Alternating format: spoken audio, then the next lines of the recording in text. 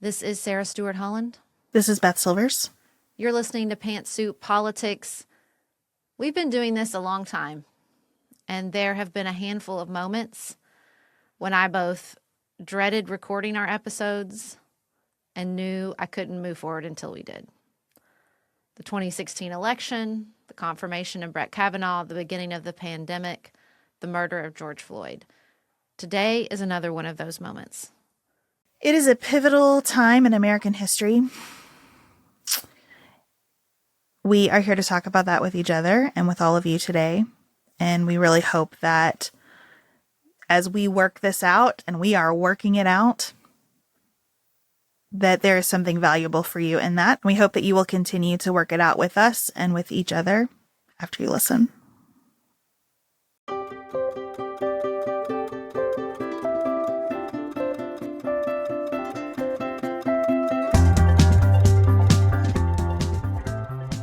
Beth, on Saturday morning, I woke up after being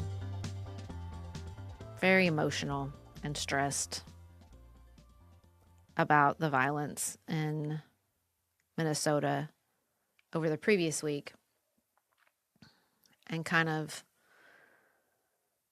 gave myself a talking to. I just was like, look, if I wanted to right now, I couldn't get there to help. I couldn't get there to protest because of the weather. And I needed to come down some and be present with my family. We're all home because of the snow. And so I deleted the New York Times app. I deleted the Apple News app. I even deleted a browser that surfaces news stories when you open it, and really, really tried to step away. Gosh, I don't know. An hour later, not very long after that, a longtime listener texted us, despondent over the murder of another U.S. citizen by ICE agents that morning. And so I re-downloaded all the apps and tried to learn as much as I could about the murder of Alex Pretti.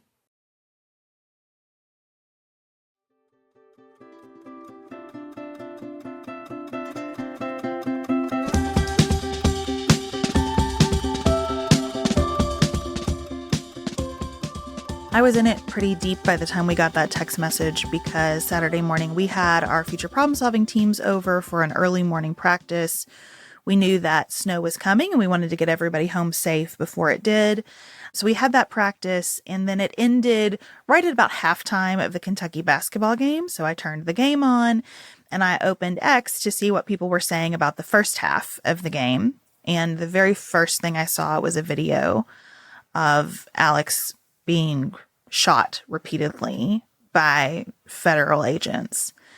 And I just really haven't been right since then. I was already in a little bit of a fragile state. As I mentioned to our Spice Cabinet listeners, my mom had surgery last week. She's doing okay, but I have been in this kind of anxious posture for about a week. And then when you combine that with the news, and then you just casually sit on your couch and watch someone be shot over and over again, there's just not, I think, a way to feel at home with yourself. And that's where I am. I still feel shaky and not very grounded. It's hard to unpack what feels different this time to me. I don't know if it is just the clear distance between the truth of the events as portrayed in the videos and the statements of our government. I don't know if it is the fact that Alex Pretti was a federal employee, an ICU nurse who took care of veterans. I don't know if it's on top of all the other violence and terror that has been taking place in this American city. I mean, this was Saturday on the 20th. Liam Ramos, a 5-year-old boy, was detained with his father. That was another sort of breakthrough moment. On the 22nd, 2-year-old Chloe Renata Tapon Vasalis was pulled away from her screaming mother and flown to Texas against a court injunction. She is now back with her mother, but Liam Ramos is still in a facility in Texas where there was a protest this weekend where the detainees, many of them children, poured into an open area of the facility chanting freedom. The streets of Minneapolis flooded with people on Saturday. Thousands and thousands of people in sub-zero temperatures protesting this. Hundreds of clergy were arrested at an airport trying to bring attention to the detention flights. I mean, I just kept thinking this weekend, I always wondered, and I'm sure I've said it on this podcast, how scary and intense it must have been to be alive in the 60s during the protests, during the assassinations. And now I don't have to wonder anymore. Now I don't have to wonder what that was like. I'm stuck on you saying what makes it different. I do think it's cumulative.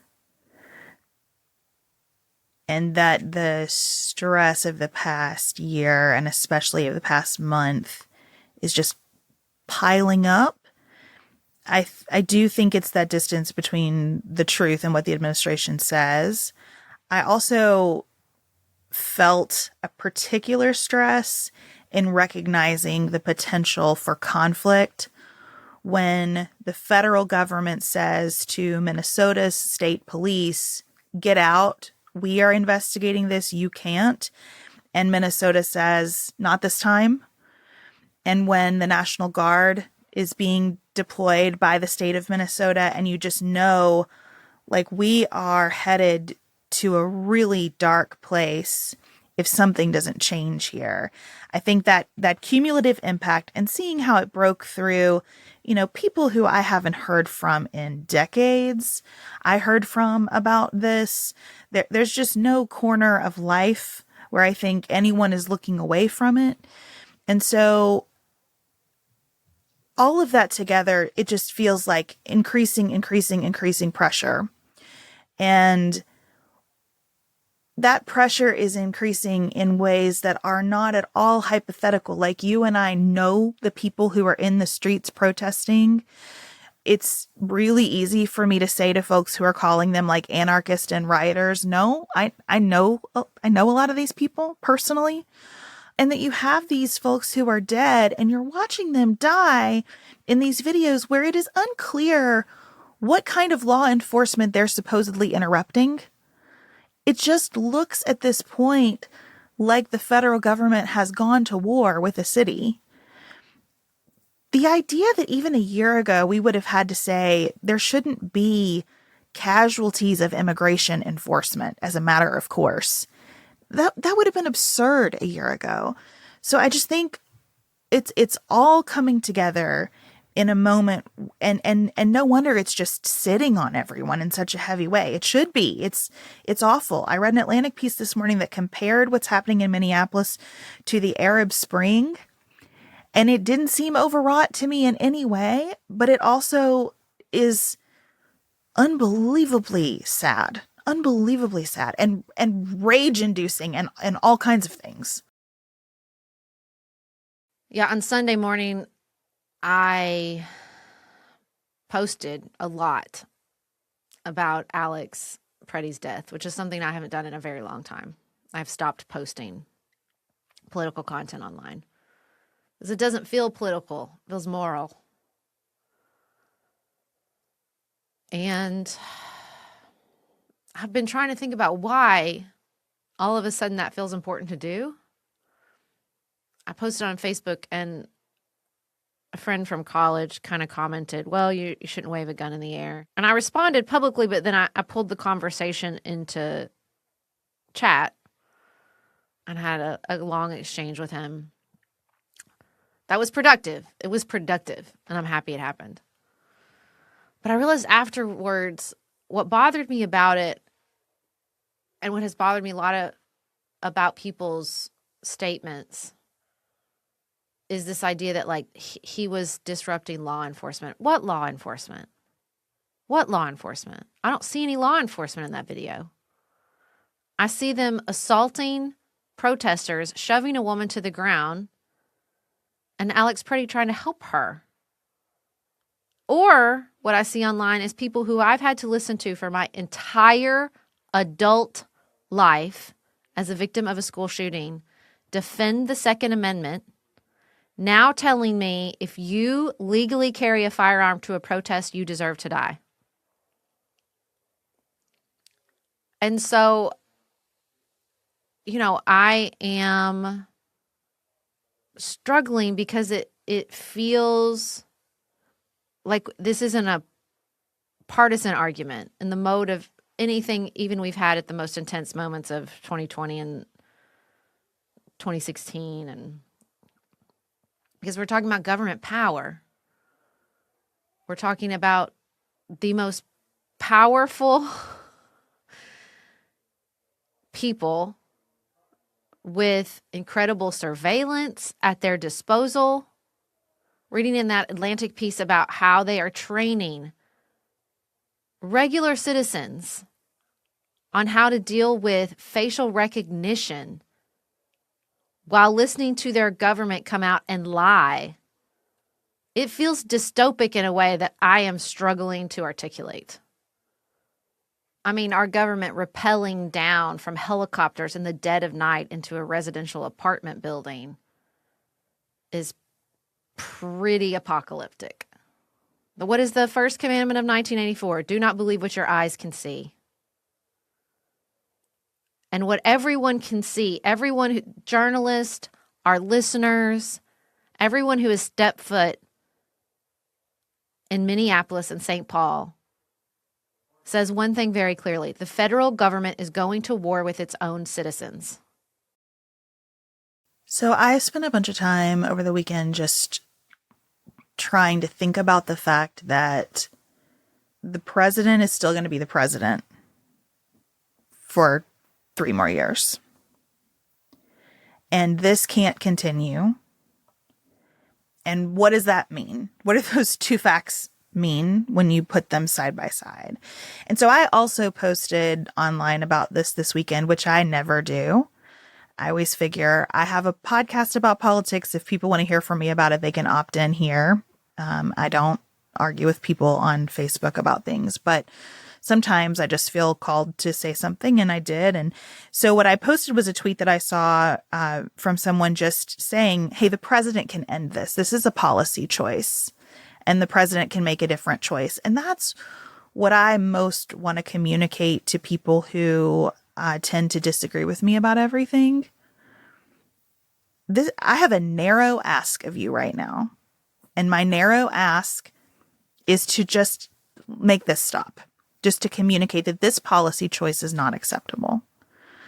That you can absolutely enforce immigration laws. You can enforce immigration laws to a degree that I find reprehensible, but you can do it without this kind of violence accompanying it.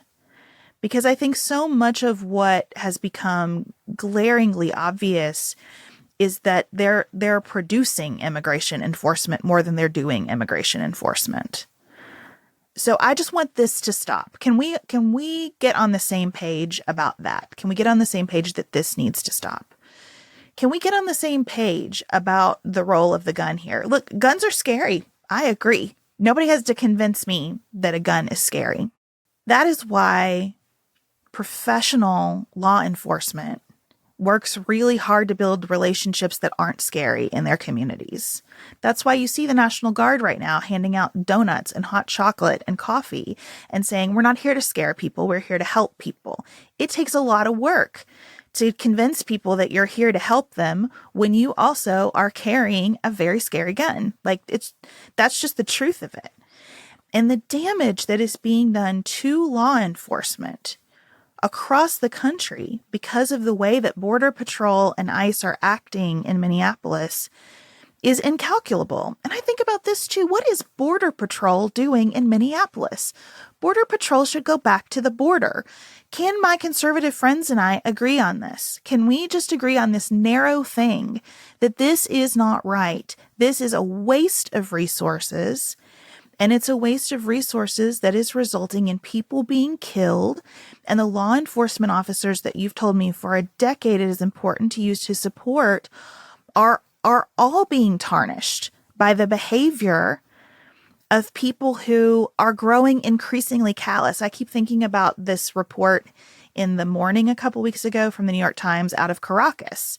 They had a reporter in Venezuela, and he was writing about what it was like right after Maduro was captured. And the sentence that has stuck with me is he said, you know, there are people patrolling the streets right now. The men with guns are jumpy. And that's what's going on in Minneapolis. You can see it. The men with guns are jumpy. And that is just a recipe for more and more death. Can we all agree that we don't want that? I think what has been so hard is realizing that I've spent so much time in my political existence, but particularly in the last several years, feeling like the extremes of the political spectrum were performing for clicks and polluting the civic reality for the rest of us. But when you read, much less if you live there and experience what is happening in Minnesota, beginning with the immigration enforcement, although we had plenty of warning about this. I mean, what they did in that Chicago high-rise is about as dystopic as you get.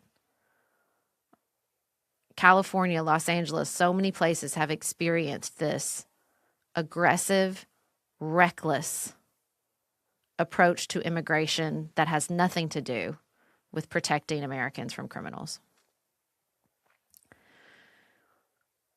It's just hard not to feel that both extremes, the people who I would roll my eyes at, who would put up "Don't tread on me" flags and scream about government tyranny, and all the way on the other end, the resistance liberals who would tell us this is how bad it could get. You're talking about armed men ripping children from their mothers, people having to hide children in their basements, like true World War II level actions. And I'm struggling not to see how I shouldn't have listened more carefully to both sides, because my desire to moderate and to keep things on an even keel and to calm myself down, it feels like, and all of us, like that's what we want. We just want things. I keep thinking about the American Revolution and how many people just were like, can we just go back to normal? Can we just go back to normal, please? Whatever, if we have to put up with the king, fine. Whatever it takes, can we just go back to normal? And normal is over. Normal is gone. And so I'm just trying to think what that means for me and for my family and for the future of this country, because a line has been crossed. And I'm not saying it's never been crossed before in American life. It absolutely has. And we've come back from it. But there's permanent damage done in the process. The children who have witnessed these immigration enforcements, either the children of immigrants or the citizens of this country whose daycares and schools and apartment complexes were invaded by federal forces, are permanently changed. permanently changed. And so processing that and deciding, not just processing, not just feeling, deciding, what does this mean, is terrifying. I was impressed by a statement that the Libertarian Party put out about this incident. I was impressed that the NRA spoke up. Mm-hmm. I was disappointed by the milquetoast statement that came from corporations in Minnesota. I'm glad they finally decided to say something, but what they said was not good enough for me. I am looking around thinking about how we got here and about my misplaced trust in our representatives to even act in their own self-interest, because what's happening right now is not in anybody's interest. I listened to Jamie Comer of Kentucky saying that, if he were the president right now, he might just move ICE along to another city. And I thought, boy, Jamie, that's not the call. That is not the call right now. Another city should not have to endure this either. There's a fundamental brokenness happening with these agencies that needs to be dealt with before you ask them to continue enforcing the law. This piece that we keep referencing from The Atlantic, we'll link in the show notes, mentions a person sitting in his apartment and seeing two ICE officers at a makeshift memorial for Renee Good. And one of them picks up a rose off of the memorial and tucks it into his lapel and then pretends to very dramatically give it to a female ICE officer with him. And then they both laughed about it. And this person described this event as a transformational moment in his life. And he runs downstairs and gets in his car and drives over there and starts yelling at them like, what are you doing? Have you lost all your humanity? Because this is not how normal people behave. Right. And so that's why you've got to completely put the brakes on everything right now. You can't just move them to another city because they too are changed by what's happened. Whatever side of these protest lines you've been on, you don't get a pass from the emotional scarring that's happening here.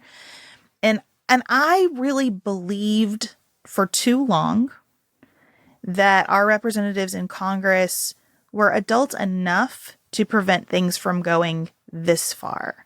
I believed last year when Trump started talking about Greenland and the Panama Canal that was a bridge too far, that our representatives would hold back a little bit, that our titans of industry would hold that stuff back a little bit, that everybody believed in enough stability, enough status quo, that they would let him kind of play around the edges, much like they did in his first term. And a lot of that went too far too. But every time it did, every time it felt like we were on the brink, it turned out that we were, and he stepped back. And this has gone so far.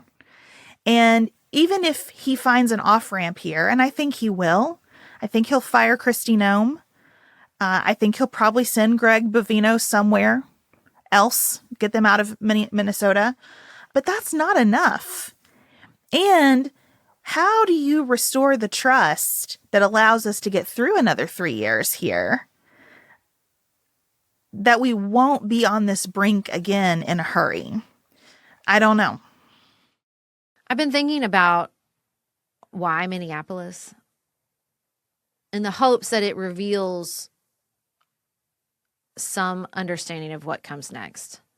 You and I both read a New York Times piece about the FBI and what it's been like under leadership of Kesh Patel. It matches very closely another article the New York Times did about the Justice Department and the fallout there. That what rules this administration is performance, not competence. It matters what we tweet. It matters how we look. There is no long-term strategy. It is an aggressive, cruel power grab. It is informed by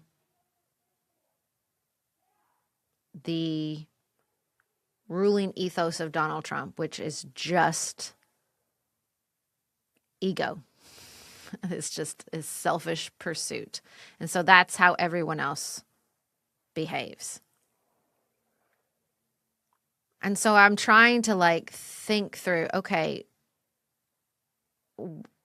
what is the play here? Because ICE is incredibly well funded. It's like the best funded force outside of our own military in China's around the world right now. Enormous amount of money. They are building a very powerful surveillance apparatus that I have no doubt at this point they will use against United States citizens. It's a private army at his discretion is the only way I know how to describe it. I think, do they choose Minneapolis because of the fraud scheme? I mean, they were pulling FBI agents off the fraud investigation to do immigration enforcement.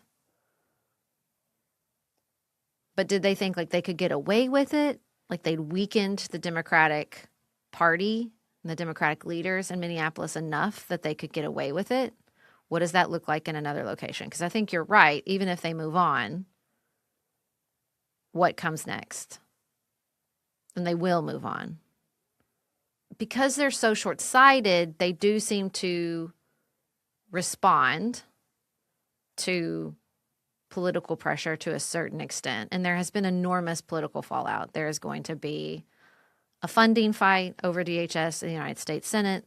You're seeing some daylight between Republicans, though some that are retiring, some that are up for re-election, but some that are seeing the polling that Americans are opposed to the aggressive enforcement going on right now by large and growing numbers. I mean, I don't know about you, but it's showing up in, like you said, people texting me, but also just on social media from accounts that never get political, which I find incredibly encouraging. And so I'm trying to delineate, like, thinking about these people at the very top who seem to be broadcasting 6 ways to Sunday they want to invoke the Insurrection Act. Are they pushing it off until Election Day? Is that when they're going to use the Insurrection Act? Pam Bondi's letter did read like a ransom note. I want the voter rolls. So what is the play around the midterm elections? How do we resist that? How do we think, let's not assume Congress is going to do something. Let's not assume the Supreme Court is going to rescue us. If they try to shut down the elections, what comes next? Because you cannot look square in the eye at what's happening in Minnesota and not, as a caring citizen, play out what comes next here. I just really think it's important to say that as clearly and as often as necessary. I think they chose Minneapolis because they thought that this pressure on top of what the city had already suffered in 2020 would make it an easy place to invoke the Insurrection Act. Mm-hmm. And I think that it is to the eternal and deep credit of people in Minneapolis that they have managed to say, not in my community, mm-hmm. without tearing their community apart, with complete love and solidarity in their community, with care for neighbors. You can't find footage that is what the Trump administration wanted to come out of this. And that is to be commended. I am extremely, extremely grateful for that. Some of it is organization built on the backs of what happened in 2020. I think that's important to note, because another community might not be as well equipped because they're not going to have this infrastructure. That's something else we should all be thinking about in our communities. Yeah, I was wishing this morning for some of the training that these observers are receiving and thinking about it specifically in the election context. Mm-hmm. I trust our Secretary of State in Kentucky. I trust my local election officials.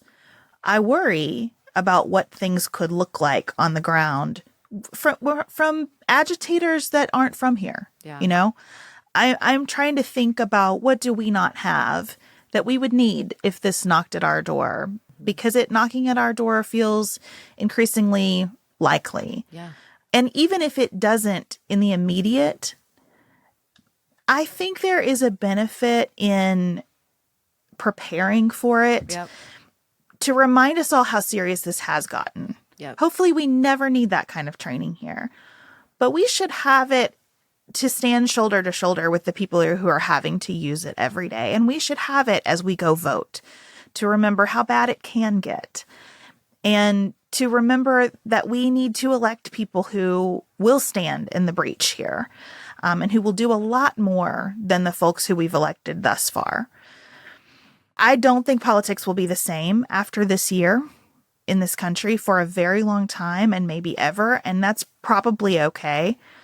I think that what my children are seeing from this will completely realign the parties. Sounds hilarious compared to what I think will happen. Just watching my own children respond when they learned about Alex Pretti's murder. And so, yeah, I'm really trying to think about who can I connect with in my community that's not looking for a fight, but that is prepared if one arrives at our door, and that will take seriously our need to stop going, well, this senator's probably fine, and get serious about what we need in Washington right now.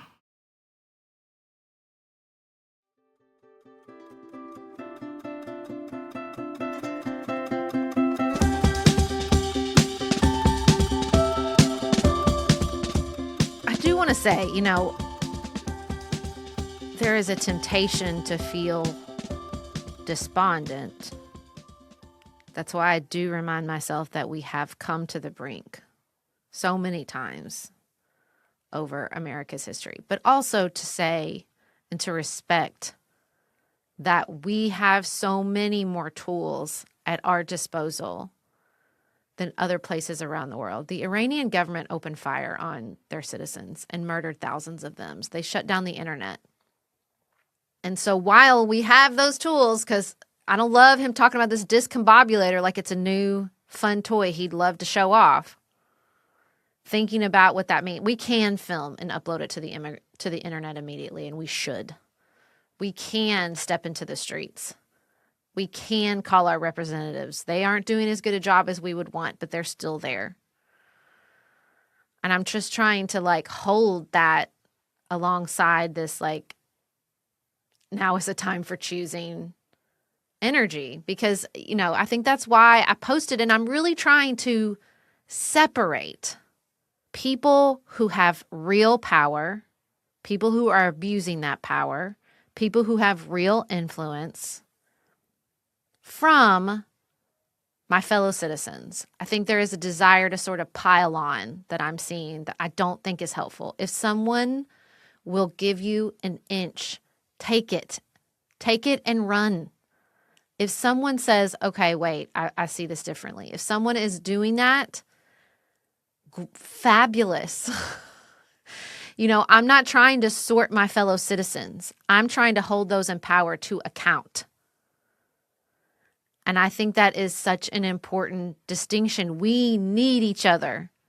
If this has gotten as bad at the highest levels of government, there is as much corruption and criminal hiding as there openly appears to be, then we're going to need each other. I'm going to need that libertarian dude. I'm going to need that guy I've been fighting with about the Second Amendment since I was in high school. We're friends now. You know what I'm saying? We're allies. We are going to need each other to stop this runaway train and to rebuild the wreckage it left in its wake. Yeah, I put the marker for myself down at violence. That's where I put my red line personally, and what I feel comfortable arguing with people about on Facebook, or arguing with people about by text message, which is all any of us can do here right now because we're snowed in. And I think that's another reason that social media feels important to me right now. It is, people have to get this out somewhere, and that is where we have because of the weather. And maybe it is the best place. I sometimes forget how many people watch what I do on social media. Yeah. I heard from a lot of people about how I handled this just on social media. And I'm not trying to toot my own horn. I'm trying to say to our listeners who are desperate to help that you're probably helping and you don't even know.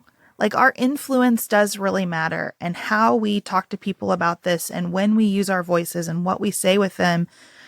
It is still true. It is still true that we are a democracy where that stuff matters a lot. And you might be exercising a lot more power than you feel. I don't feel any power right now whatsoever. But then I hear from a lot of people who look to me in moments like this. And I just know that that's true for the people who listen to this show. You are influential in your communities. Your friends and family care what you think and respect what you have to say. And even when it doesn't feel like it, even when it feels like maybe someone's being openly hostile toward you, you don't know what they're thinking about on the other side of those conversations. And so I am just really kind of searching my soul about how I can more effectively continue to say, like, listen, I'll negotiate on everything, but we don't kill each other. That is not how we solve problems in this nation. And I don't desire that. There is not a single person around me, not one, whose views or actions I think are abhorrent enough to be a death sentence. So everything else, let's talk about. I'm here for you, and I respect you enough to have the conversation. That's my line, and I believe it to be yours too. I really do. Beth, I got to say, as much as Jamie Comer's statement was not enough, I will be calling him today and saying, thanks. Thanks for doing the bare minimum. Here's what I'd like you to do next. I'm going to call Rand Paul and say, I'm not a libertarian, but you are, and I expect you to vote against any additional Department of Homeland Security funding.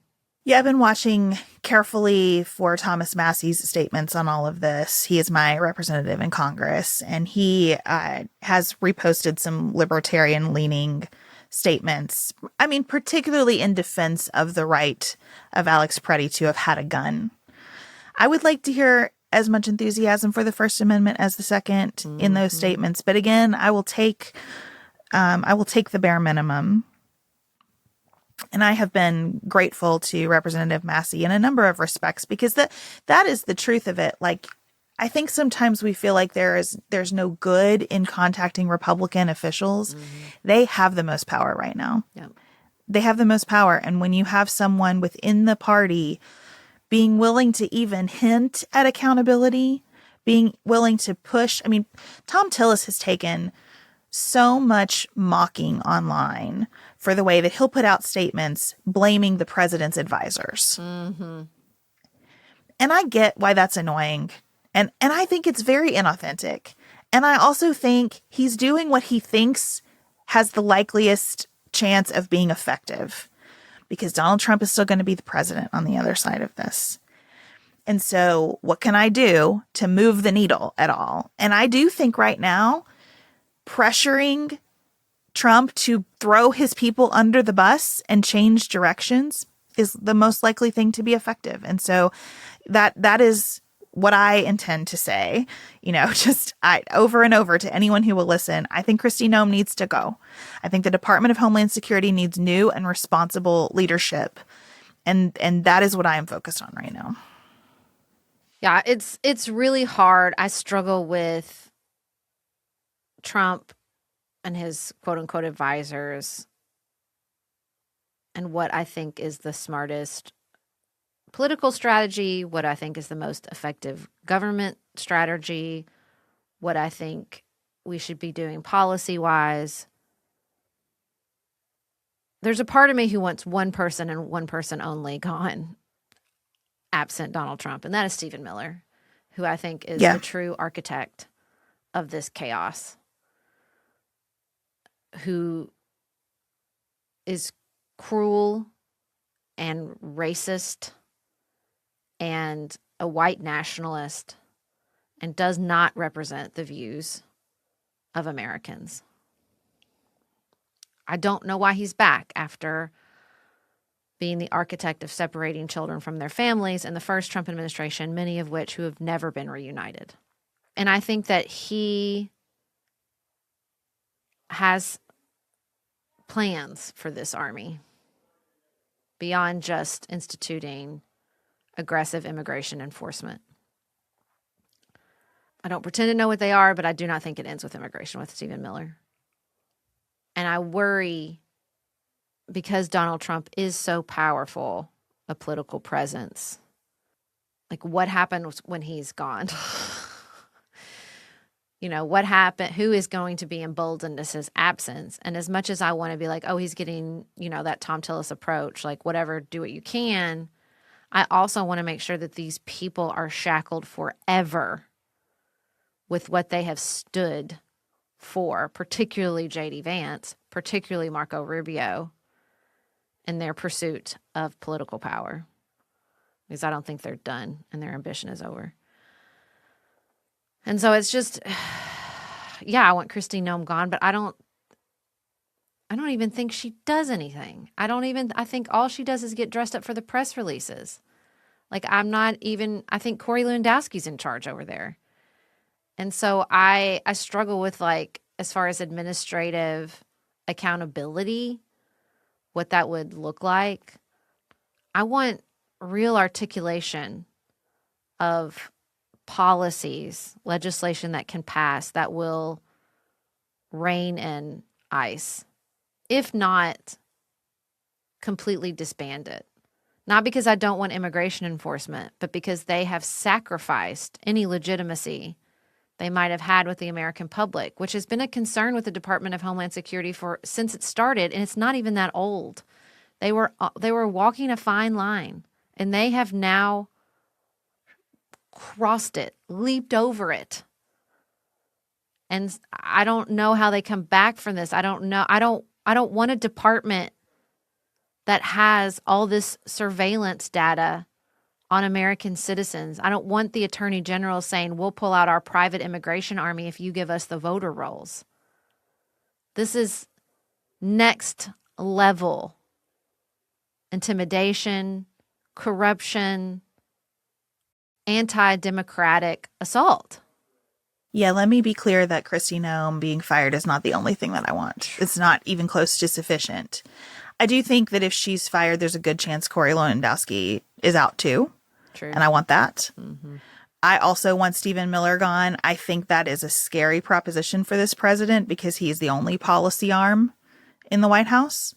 But I do think that he is ultimately responsible for much of the vitriol that we see and the violence and the aggression and the show running. I think people are show running as much for Stephen Miller as for Trump now.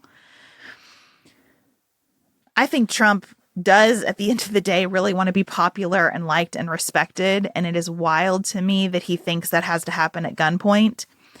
And I sincerely hope, I think the reason I hope Noem gets thrown under the bus is I hope that that's the beginning of a turn where he can at least see this doesn't serve him. This does not serve what he cares about. It's so weird to sit in my house and like root for his self-interest to win out here. But that's what I got. If he can't care about the country, hopefully he cares enough about himself to know that this does not serve him. I want a whole bunch of things that I am trying to decide the timing of. What can reasonably happen before the midterm elections? That's where I'm a little bit stuck. I want the midterm elections to be a full-throated repudiation of all of this by the American people. I want seats to turn blue that have never had a prayer of being blue. I want the Libertarian Party to fully split from the Republicans. It's never made sense for libertarians and Christian nationalists to live in the same house. That's nuts. And that's tough, right? You got to have principled people leading that libertarian movement, not people who acquiesced to Trumpism, because it has been a conflict from the very beginning. But I want to see that party make a move because we need a strong party that says, no, the government should stay out of your business. That's important. That's an important flag to carry in this country. I would like to see immigration out of Homeland Security completely. I just think tying those things together makes no sense. And again, if you are confused at all about the motivations here, read that Kash Patel piece. They've taken everybody off actual terrorism work. Yep. Not everybody, that's an exaggeration, but they have really hamstrung the ability of people to follow clear terrorist threats in the name of assigning people to be out in the streets, turning people like Renee Good and Alex Pretti into what they're going to call domestic terrorists because they dare to disagree with the government. I mean, the way that they use the word terrorism is, to me, one of the most chilling things that's happening right now. So I want a whole bunch of things to change fundamentally from this. And I'm just trying to get clear in my own mind about what can change without the composition of Congress changing. Yeah, there was a moment when reading the Department of Homeland Security statement, an agency I've never been comfortable with since its founding, and the president's statements, and thinking, I'm an enemy of my government. I'm an enemy. They see me as an enemy. You know, I don't I don't know how else I can interpret this administration.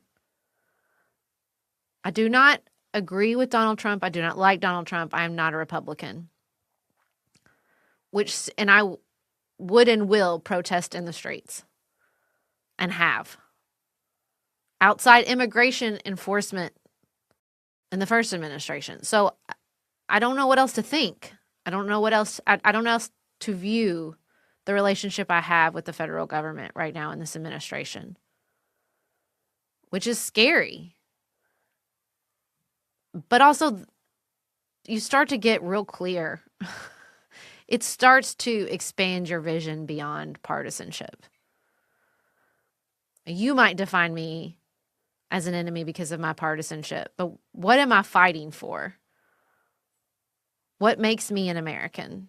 I think the fact that all this has happened after Jack Smith went before Congress last week and laid out his case that Donald Trump violated the law in 2020 and just gave such a full-throated endorsement for the rule of law.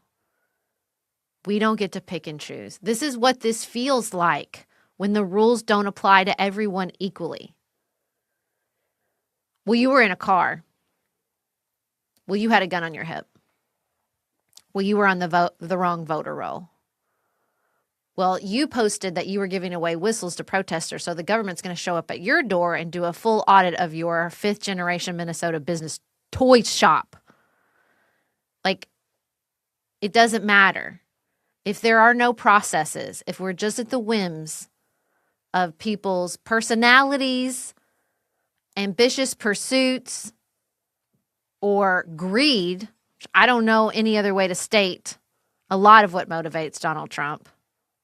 Again, all of this is happening as the New York Times is putting out a piece that he made $1.4 billion his first year in office, which they state clearly is absolutely an underestimate. So, I mean, this is what it feels like. We thought that we had institutions we couldn't trust, that were applied unfairly. And look, to a certain extent we did. None of them were perfect. But if you really want to feel what it feels like when there is no rule of law, when the guy at the top decides who sinks, who swims, who lives, who dies, who's an actual citizen and who's a domestic terrorist, this is it. I was really impressed with Jack Smith and his testimony, and the way when he was asked if he had regrets, he said he should have defended his staff more. And when you look at what the people who have worked for him have dealt with, it's extraordinary. Yep. And it's extraordinary to read the statements from people who have resigned from this administration, people who have been fired, people who really wanted to do good, who dedicated their lives to doing good, who did good, who did real good for the country, who prevented things that we never want to know about, and then became unable to do that job anymore because the job became more focused on making sure Kash Patel is sufficiently entertained, that he's able to be with his girlfriend whenever he wants and fly on a private jet. The reporting about him being more concerned at a meeting of the Five Eyes, this international, incredible cooperative effort to try to keep the world safer. And his assistant is yelling at people over where he's going to eat and work out. It's so galling. I am very deep in learning about prediction markets and how there is a direct opportunity for people with sensitive information to personally cash in on that information through prediction markets like Polymarket and Kalshi. And we see it happening. And the response from this administration, rather than thinking about how do we regulate it, is to say that attempts to regulate it were anti-innovation. And by the way, we'd like a piece of that. Yeah. So the president is still the largest shareholder in Trump Media Group and continues to make money off of cryptocurrency and meme coins. And Trump Media Group is opening its own prediction market. You can now cash in on insider information on a prediction market that's largest stockholder is the president of the United States.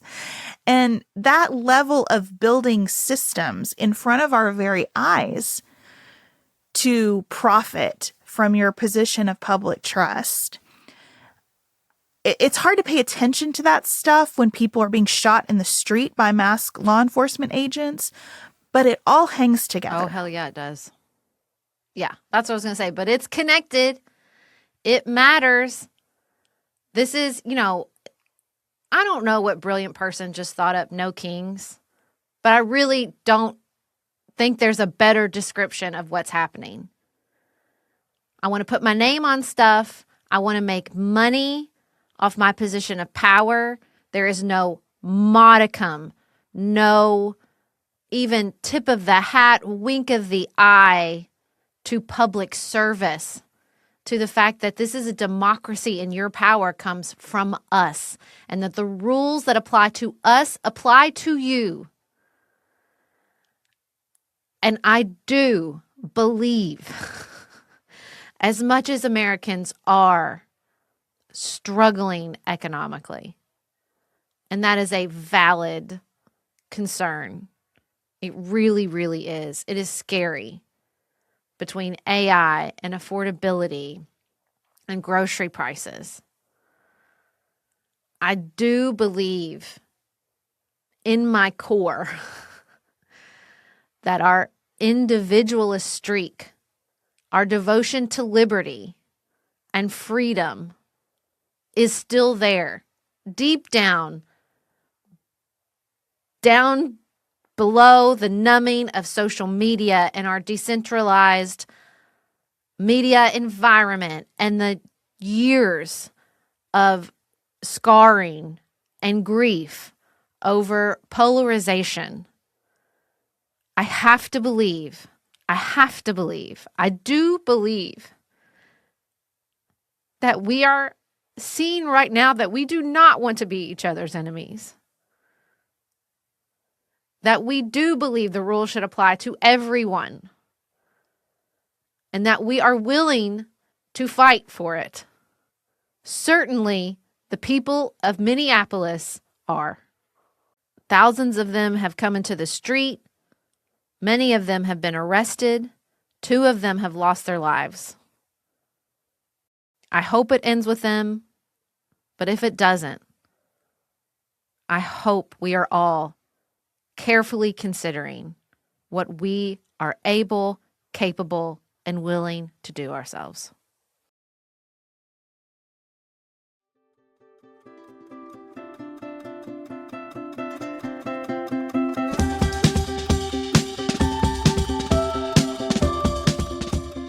You and I both have personal Substacks. I thought today in our Outside of Politics, since people are trapped in their house feeling antsy, wanting to participate in community, any way, shape, or form available to them, we could talk about a couple of the projects we have going on. You set up Pen Pals. First question, have you read The Correspondent? I haven't. It's on my list. This is funny because it's a hot book right now. It's so good. And the entire premise is like we should write to each other. Yeah, I love to get a letter.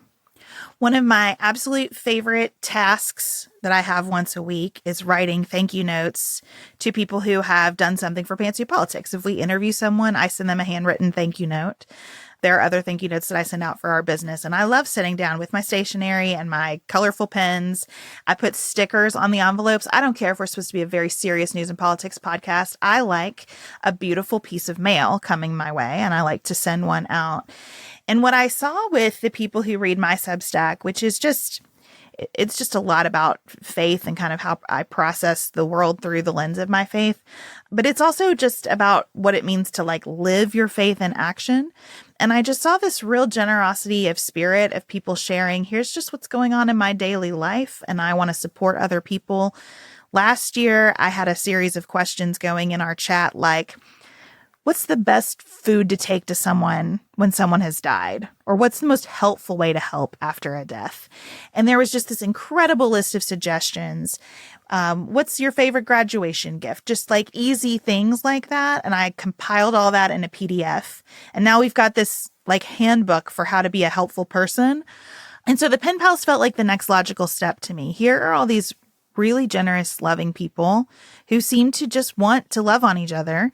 How about I connect them one-on-one to do some of that? And so it took some time to sort through. I just did a Google form and let people share their contact information. It took some time to sort through all that and reach out and get everybody paired. But I did that this weekend. And even the short notes of thanks that I got back for that, it felt special and personal to just hear from regular people saying, yeah, I can't wait to put a note in the mail to a stranger. I love that. I mean, we get stacks and stacks of Christmas cards every year with incredible letters and notes from listeners. And so I am also a correspondent. I love to send a thank you note. I love to send a birthday card. So I definitely see the appeal. Over on my Substack, by plane or by page, it's all about reading, really, mostly, and travel. Some of my itineraries are on there. But I am arguably at this point obsessed with America 250. Just kind of the harder it gets, the more I cling to this celebration. And, you know, my mom was like, oh, I'm just not even going to have something to do with it because he's in charge. And I said, absolutely not. I will not have this stolen from me. No. So I'm very, very into it. I definitely have the discipline of celebration that Elizabeth Oldfield talks about. Don't worry about that. And so I thought last year we did the First Books Book Club where we talked about best-selling authors' first books, which was really fun. The best one was Hondo by Louis L'Amour, in case anybody was just desperate to know. It was really good because I just love a Western. But this year we're going to do an America 250 book club. 4 books once a quarter about American families because I love a multi-generational family drama. Just put it in my veins. You know what I'm saying? Like, I just love it. So I want to do an all around the geographic continental United States. I kind of wanted like a diverse mix. So we're reading Giant from Edna Farber, which is about Texas. Ragtime by E.L. Doctorow, which is about New York. Roots by Alex Haley, which is set in Georgia. And then The Joy Luck Club, which is set in California. So we have a good geographic mix. 2 women authors, 2 male authors. It goes over like 300 years of American history. So I'm really, really excited. Have you read any of those? No, but my Mahjong group talks about the Joy Luck Club often. That's how one of our members got introduced to the idea, and it made me want to read it at some point. Yeah, I read it a long time ago. I'm obviously going to read it again. I'm really excited. I'm really excited about Giant. Michelle, who is a long-term listener of Pantsuit Politics, went on the Pride and Prejudice pilgrimage with me. She helped me pick these books because it's a long story, but I got my book club date wrong, and so it was just me and Michelle. And so we were like, hey, let's pick the books for next year. We did such a good job. She's already read it. She says it's incredible, so I can't wait to get started. It's going to be really fun. I think it's just because these books are complex. These are not like Yeah. rah America. Like, these are going to be I mean, Roots is that's a deep read. Word. So I'm really, really excited about it.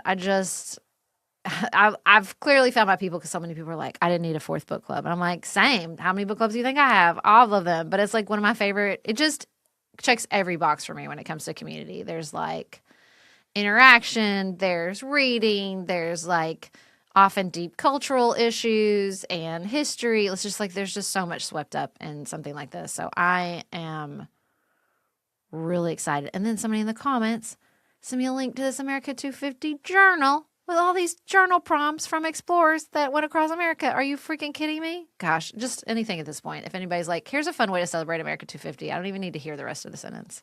I'm so locked in.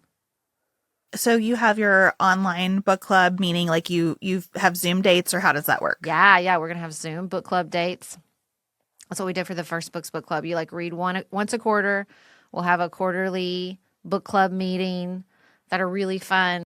Listen, I know we all have complicated relationships with Zoom post-pandemic, but it works really well for a book club. We just had our first one for slow read, which I'm doing with Laura Tremaine, slow reading the stand. We had like 68 people, and it was great. Like, people just raised their hands and had all kinds of interesting insight, and it was just great. It works pretty good for a book club, because I honestly think sometimes it's better than an in-person book club, because an in-person book club can become so much about socializing. If you're not careful, you'll be like, oh, do you want to talk about the book now?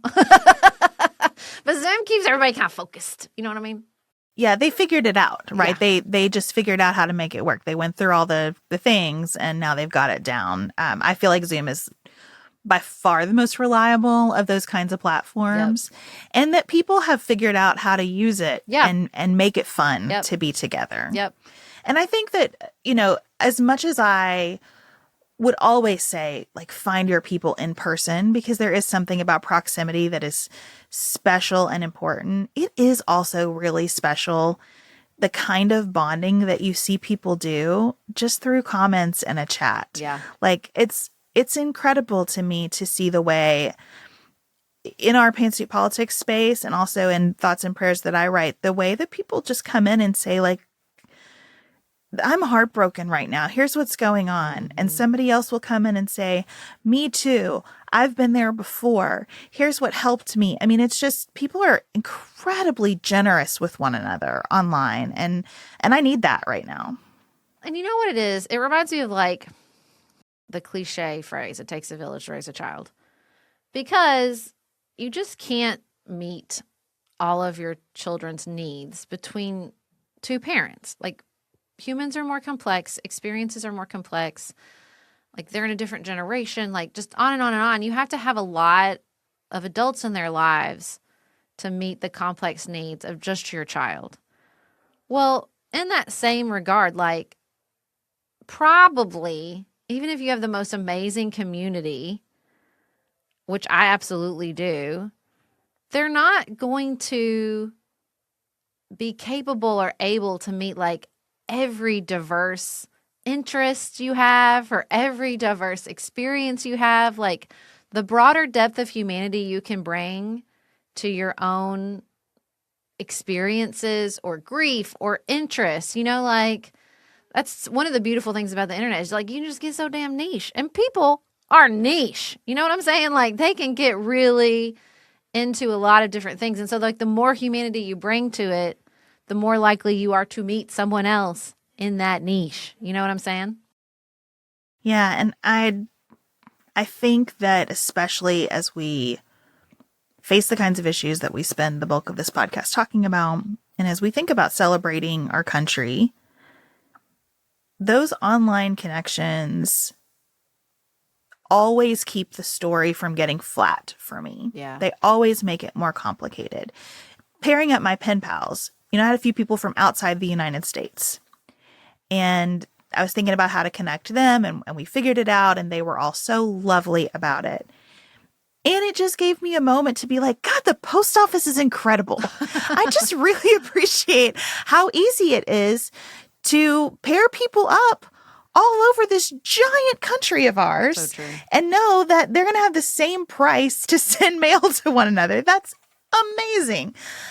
So I think any moment where the story doesn't get flat and you keep it as alive and strange and mysterious and messy as it can be, is generative. It keeps me wanting to think and create and share and publish and put one foot in front of the other on days when that feels impossibly hard. Well, I know that is true because that is what I felt from Pantsuit Politics for the last 10 years, and I hope you guys have too, knowing that I can come here and talk to Beth and be in community with all of you during some of these hardest, most difficult moments in America keeps me moving forward. That's for sure. Thank you for listening with us today. We will be back in your ears on Friday with another episode. In the meantime, if you have a minute or two to spare, or you just need a distraction, how about a listener survey linked in the notes of this show or on our website, pantsuitpoliticsshow.com. Until then, keep it nuanced, y'all.